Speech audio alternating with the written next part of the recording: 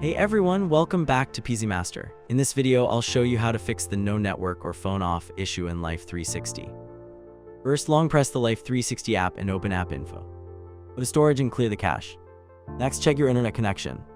Make sure you're connected to a stable Wi-Fi network or mobile data. After that, disable battery saver for the Life360 app so it can keep running in the background.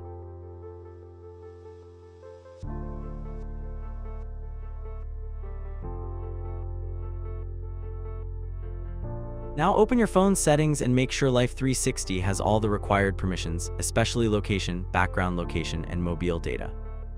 Once you've completed these steps, reopen Life360 and check if the issue has been fixed.